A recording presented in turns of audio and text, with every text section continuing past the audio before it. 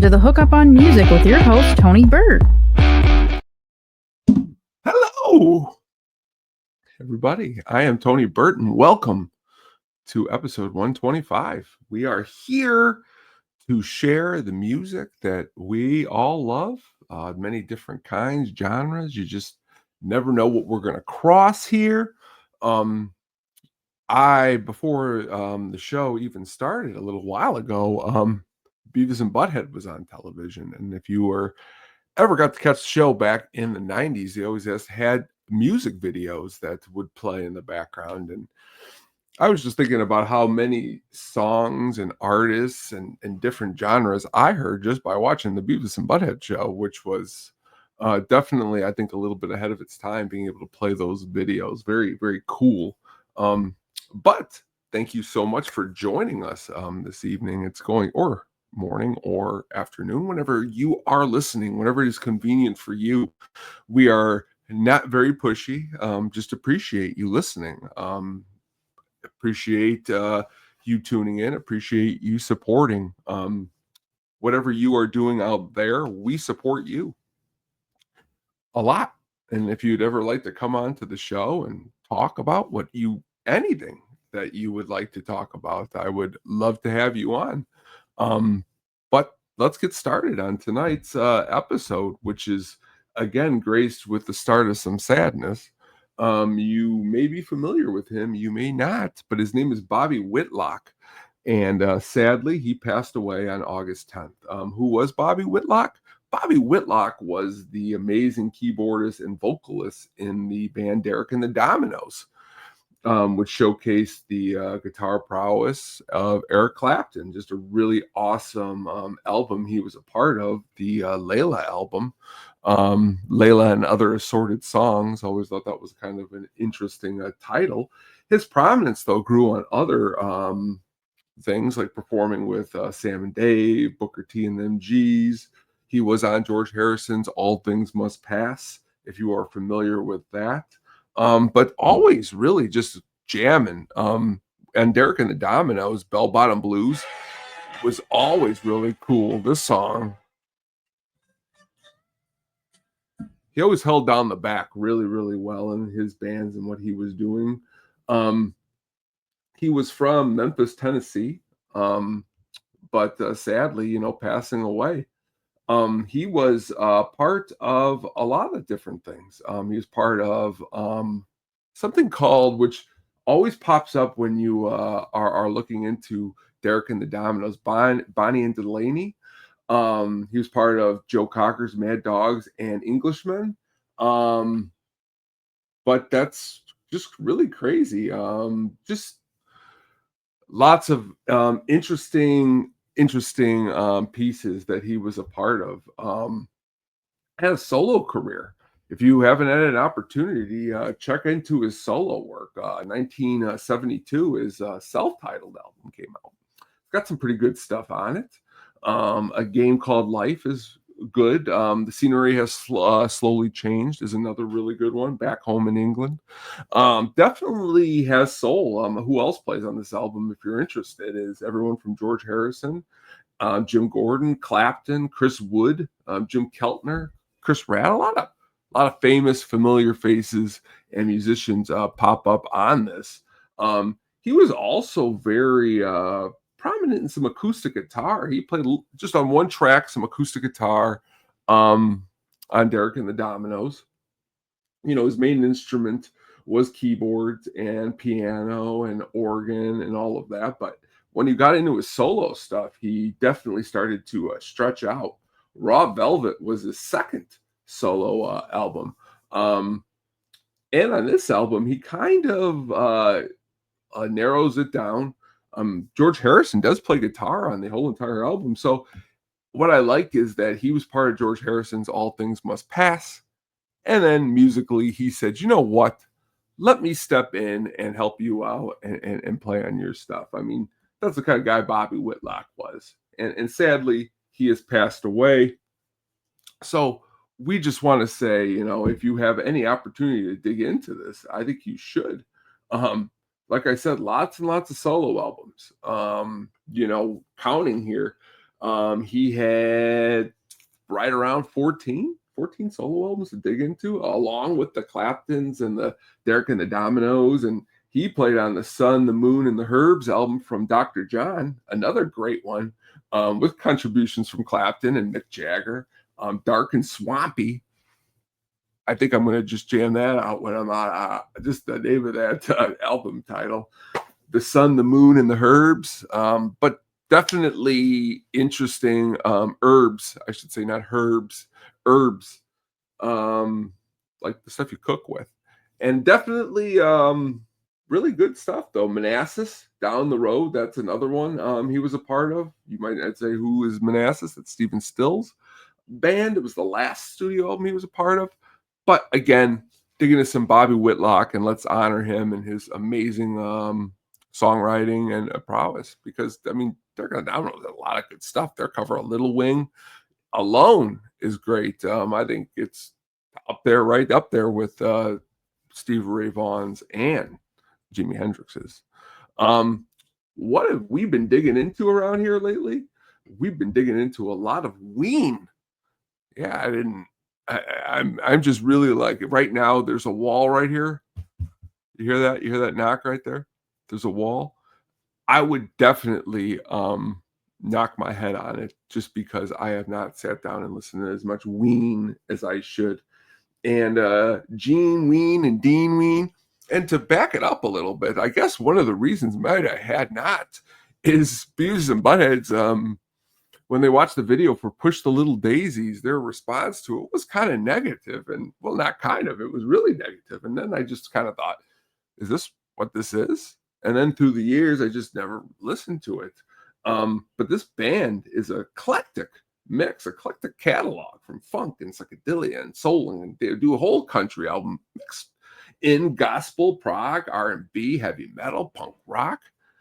Bring a little bit of everything, which I believe is the coolness to any band that we talk about here on the music. Been around since 1984. Broke up in 2012, got in 2015. They're currently on a hiatus, which is sad because they just came into town a couple years ago, and I would have loved to have caught the show. But digging into it, I mean, cool album covers. I mean, you go to the Mollusk. I mean, that album cover is I thought was really cool is that it is designed by the same gentleman, Storm Thurgerson. I think that's how you pronounce his name. Thurgerson is how you he what's the word I'm looking for? He did it. And then also really cool is the fact that he did some other pieces, like promotional pieces for the album, just really for free, which was kind of really cool in a way when you think about it. I didn't realize that this band was part of a lot of different things, a lot of different what's the word?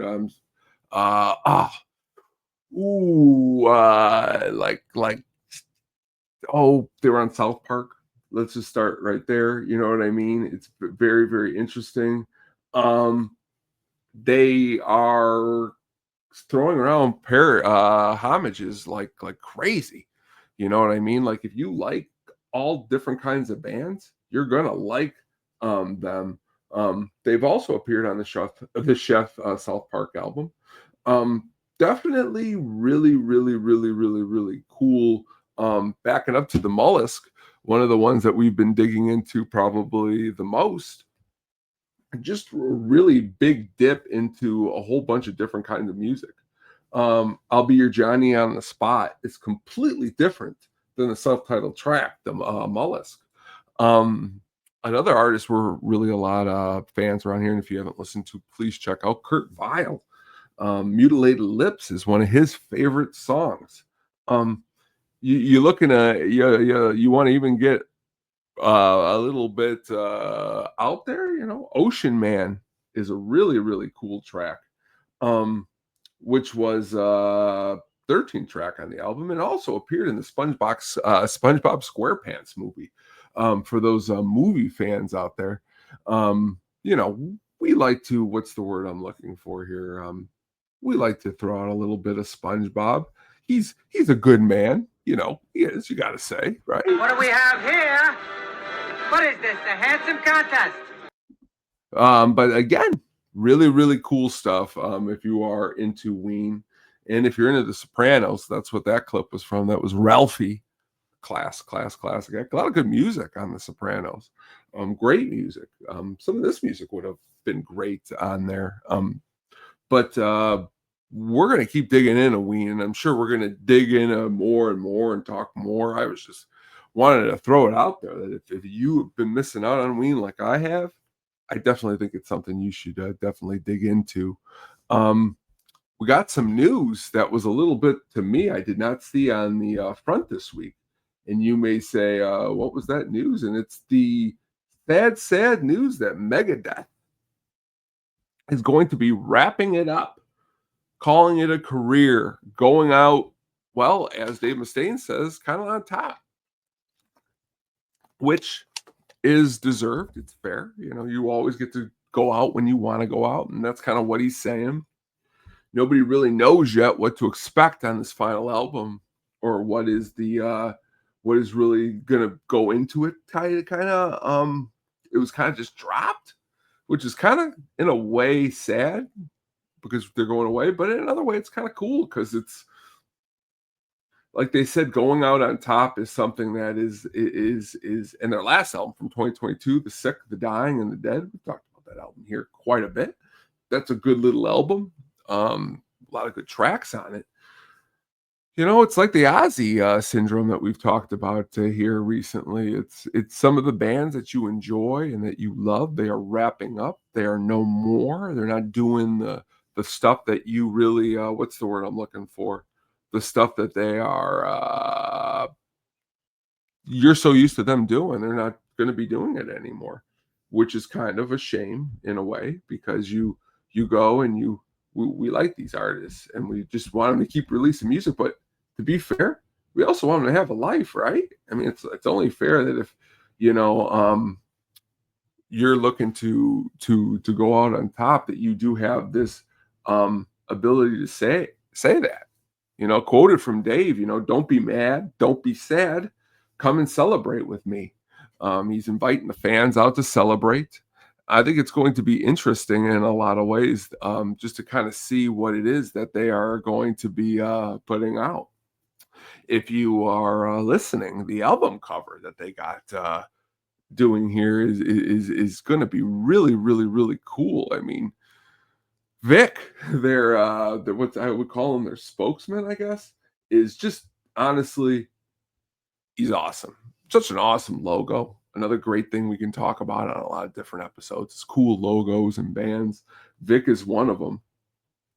You know, it's just crazy. It was actually Vic Rattlehead, if you're curious about what his full name is, spoke and said that there are so many musicians that have come to an end of their career, whether accidental or intentional. Most of them don't get to go out on their own terms on top. That's where I am in my life right now. I've traveled the world and have made millions upon millions of fans, and the hardest part of all is just saying goodbye to them. So I guess one last album, going out on top. I hope everything is okay, and that's just what it is. He's going to have some time to spend. I seen them recently.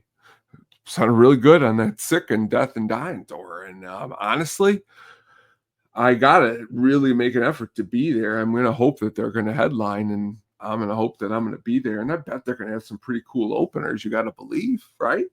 We're gonna have to see. You know, he says they started a musical style. They started a revolution. They changed the guitar world and how it's played. Mustaine's a great guitar player, and a lot of great guitar players come through the band.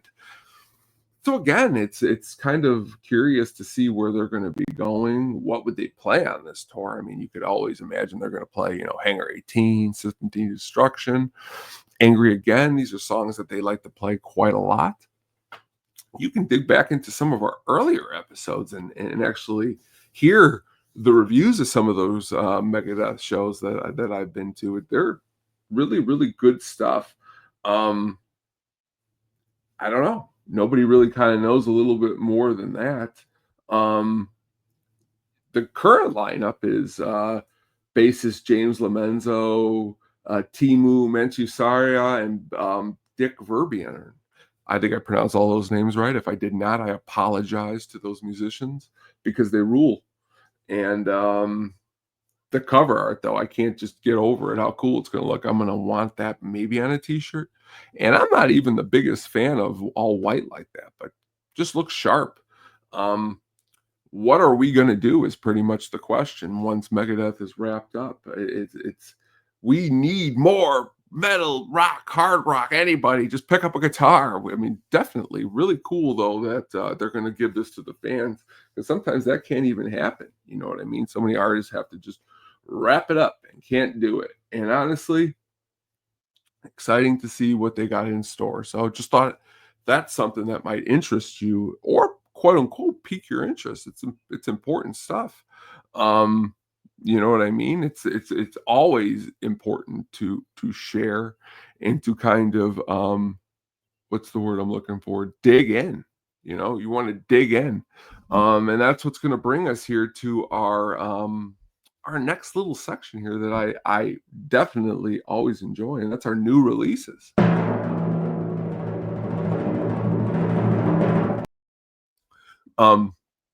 Always talking new releases here.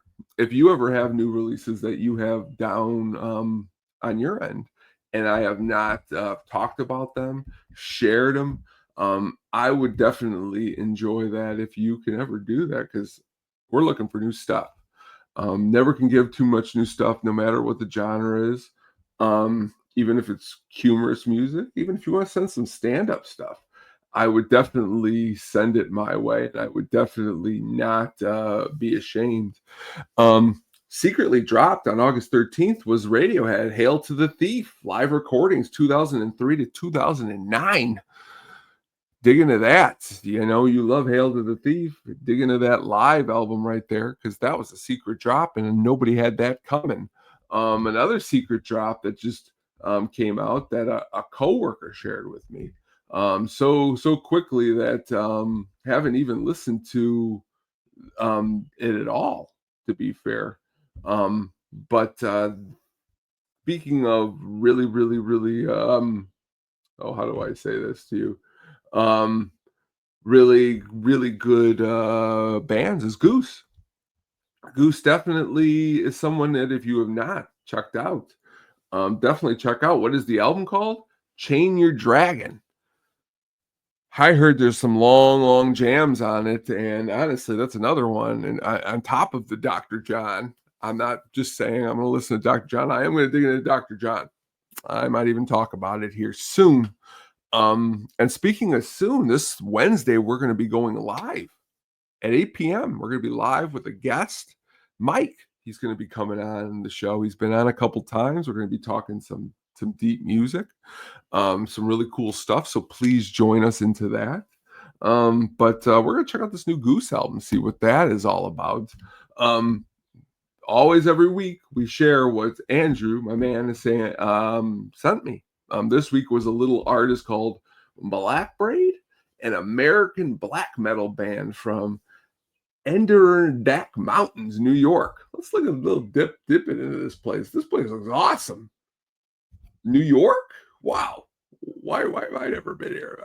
But again, this is cool. Let's talk a little bit more of this. Yeah, I just wanted to make sure it's New York. That wasn't yeah. But really good stuff is this new album that they just put out here. If you're curious how many albums they've had, 3. Black Braid 1, Black Braid 2, and Black Braid 3. Very heavy, very cool and sympathetic, symphonic and sympathetic, all in the same. Definitely check this out. The Dying Breath of a Sacred Stag was the first track that was played off of this album, and created to be definitely something that is interesting for those who are into this style of music. And even if you are not, it's definitely very, very, very, very cool in a certain way. You know, it goes from that.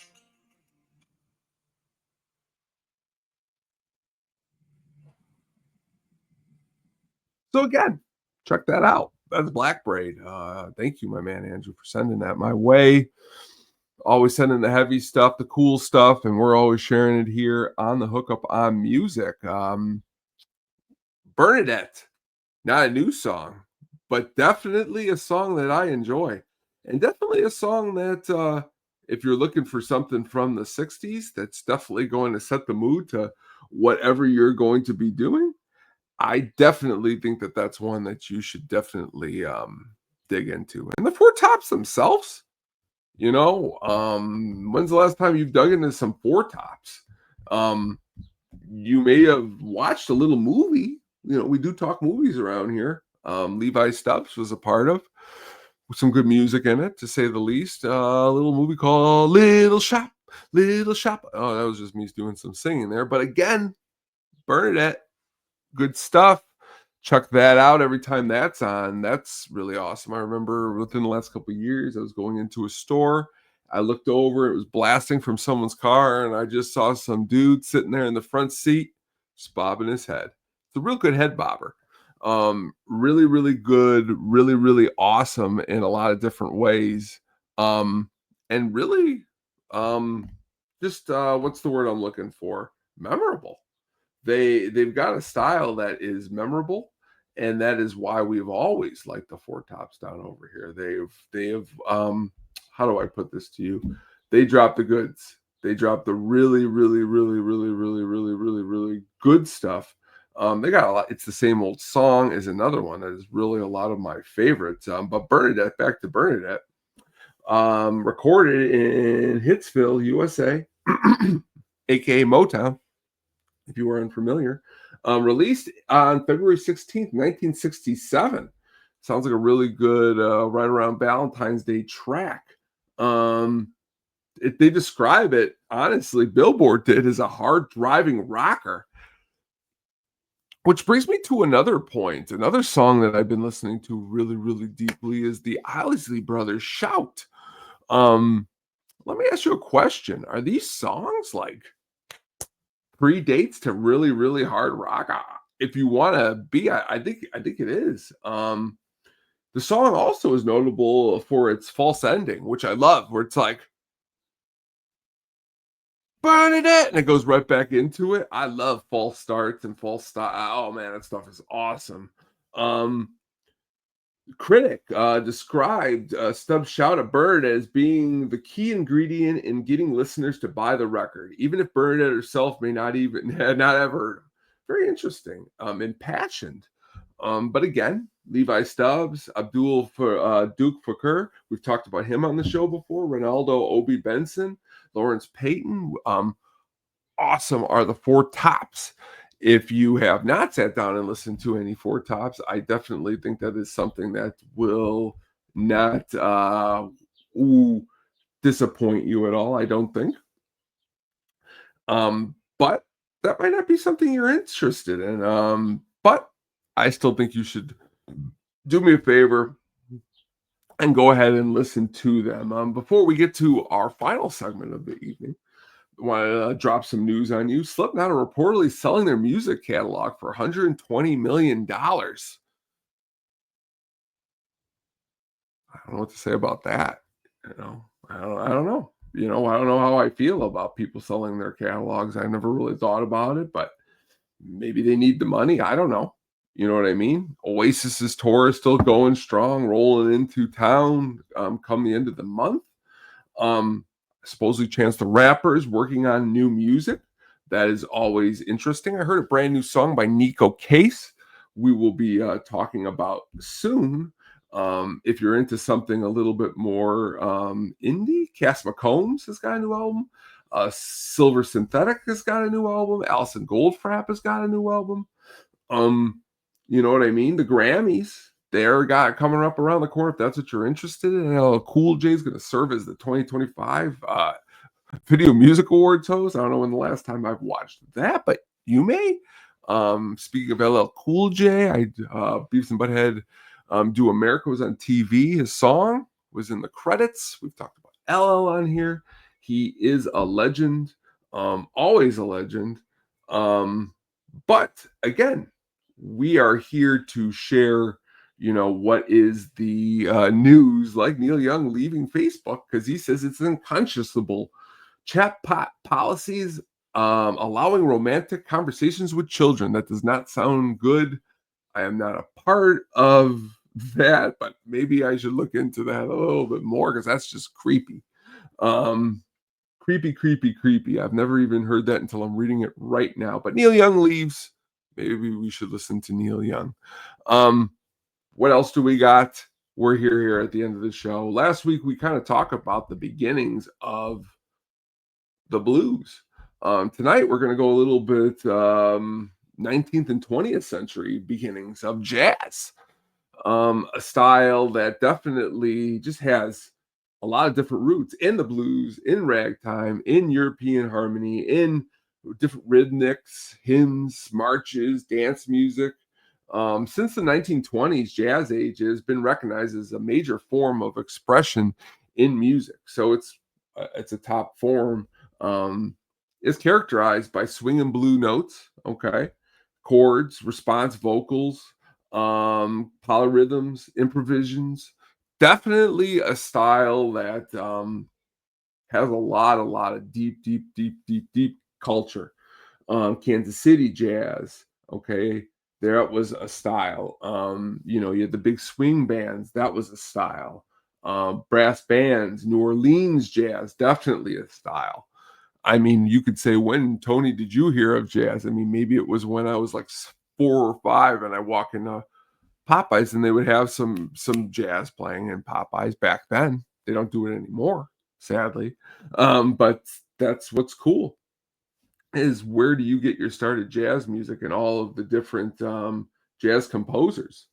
Um, Definitely the word jazz, though, it predates all the way back to about 1860, which means pepper energy. Um, Definitely U.B. Blake actually was an American jazz composer, and he made early contributions to the genre's etymology, which is very interesting. The use of the word in musical context was documented as early as 1915 in the Chicago Daily Tribune. Very interesting, right? Right around the corner from where I am. All this stuff is very, very awesome. Very difficult to define because it encompasses such a wide range of a period of over 100 years, which is cool. So it means it's like this huge giant stew that is just so much has been brought into it. The improvisation. Earlier, a little while ago, I brought up Goose. Goose definitely, when they go off and they jam, they definitely are doing exactly what I said. They are just letting it rip, letting the musicians play, and they do it in a really good job and a really good pace. And honestly, everyone I've ever listened to jazz, I don't really, jazz is one of the few arts, like unlike rock or rap or country, where I've heard some not good songs. I think I've never heard a bad, you know. Bud Freeman, amazing, amazing. You ever sit down and listen to Billie Holiday, some of the classics, Anita O'Day, classics. Definitely got to dig in. Dig in. There's just the drumming. The drumming is, you could spend forever. We could spend a whole entire episode on the drumming of this. And to be fair, even somebody like Ginger Baker, who was part of a band like Cream, he pretty much brought a lot of jazz into Cream. You take, maybe if that's where you got your teachings, and then you bring it into this. But the music and just kind of how it is and how it is worked into everything, definitely is interesting. The intertwining of the instruments, always important in this. Definitely always seems to be something that you and all the other musicians have to be on the same page with. But I really think what is some of your, what I really think is, what is some of your, that doesn't make any sense. What I really think is what some of my favorite jazz, like even in earlier Ween I've listened to now Ween for a couple weeks, digging deeper. They even use some jazz leanings. So just very, very interesting. We're going to be like digging a little bit into stuff like this. So thank you so much for listening. Before we take off here today, though, we want you to let us know what maybe some of your favorite jazz artists of the time are. Such an art that dates way back, okay? And if you don't want to share what some of your favorite jazz artists are, share some of what your favorite Ween songs are. Derek and the Dominoes, Megadeth, the Four Tops, Radiohead, anybody in which we've mentioned, because we enjoy you just digging in and listening. If you happen to be watching on YouTube, like I said, we're going to be live on this upcoming Wednesday at 8 p.m. If not, we're going to drop the episode pretty quickly right after. So stay tuned for that. Like I said, I appreciate everyone who listens out there. Please keep checking this show out and anything else that is on the Sadistic Penguin Studios channel. A lot of cool shows there. Go to the channel, check it out. Please hit like and subscribe. Go to the website, sadisticpenguinstudios.com, and check out all the cool articles. I've written a lot of cool musical articles on there. There are cool movie articles. We, like I said, are still in the mourning phase of Ozzy. Here's a little Ozzy for you. You might say to yourself, where is that song from? That is an extra track on the end of No More Tears, and it also appears in Buffy the Vampire Slayer, the movie. So that, it's got that going for it, which is nice. But thank you so much for coming here. We appreciate it. The way of the future. The way of the future. The way of the future. Okay, we got it. But again, thank you so much. My name is Tony B. This is the Hookup on Music, and please check out this Wednesday's live episode and everything else. And hope you guys have a good week. We'll talk to you soon. Really appreciate you stopping by. Bye.